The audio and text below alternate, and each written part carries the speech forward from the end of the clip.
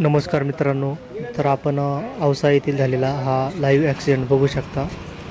कशा पद्धतीने एका हायवेवरून जाणारी क्रेटा गाडी एका हॉटेलमध्ये घुसल्यामुळे सदर हा ॲक्सिडेंट झालेला आहे.